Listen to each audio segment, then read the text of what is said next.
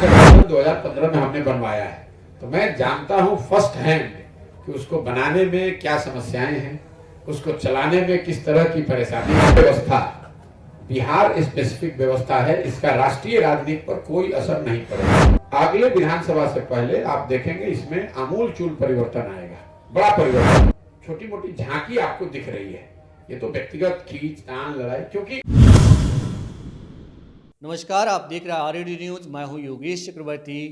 उपेंद्र कुशवाहा लगातार अपने तर्कस से एक के बाद एक तीर निकालकर मुख्यमंत्री नीतीश कुमार को निशाने पर ले रहे हैं, उन पर तरह तरह के आरोप लगा रहे हैं।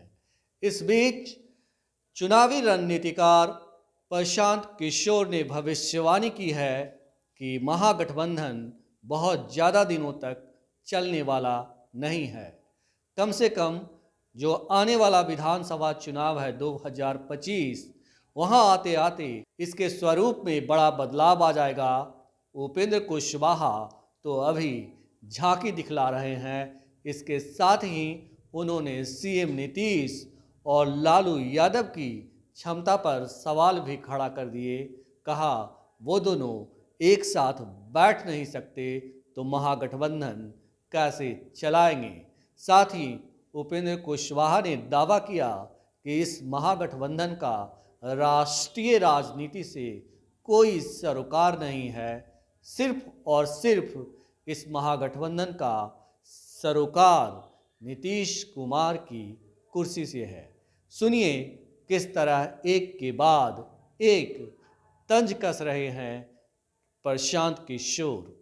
देखिए, वर्तमान राजनीतिक हालात पर अभी जो हो रहा है इसकी वजह से नहीं कहेंगे। जिस दिन ये महागठबंधन बना था तो बड़ी संख्या में पत्रकार मेरे पास पटना में उस दिन आए थे मेरी टिप्पणी लेने के लिए।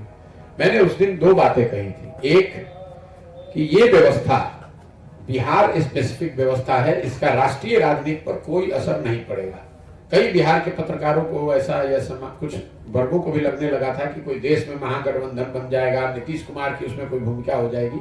आप मेरे बयान उठाकर देख ले, मैंने 50 जगह ये कहा कि इसका राष्ट्रीय राजनीति पर कोई असर नहीं पड़ेगा, क्योंकि ये व्यवस्था राष्ट्रीय राजनीति को ध्यान में देखकर नहीं बनाई गई है।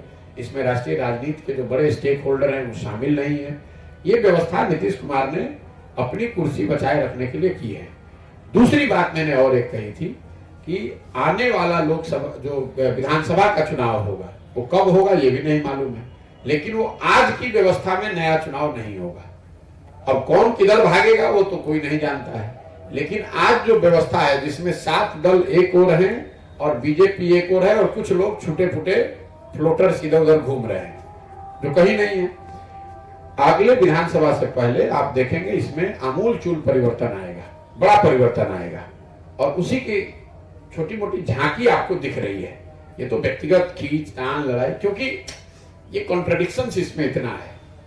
महागठबंधन 2015 में हमने बनवाया है, तो मैं जानता हूं फर्स्ट हैंड कि उसको बनाने में क्या समस्याएं हैं, उसको चलाने में किस तरह की परेशानी आती है, उसको चलाने के लिए किस तरह के समय और एफर्ट की जरूरत है। वो 3 दलों का महागठबंधन था, आपने अभी 7 दलों का महागठबंधन बनाया है, और कोई भी एक ऐसा आदमी नहीं है जो 7 दलों के नेताओं को एक साथ बैठाकर बात कर सके। नीतीश कुमार में तो कभी काबिलियत रही ही नहीं है, वो तो महागठबंधन भी वो नहीं बना सकते थे।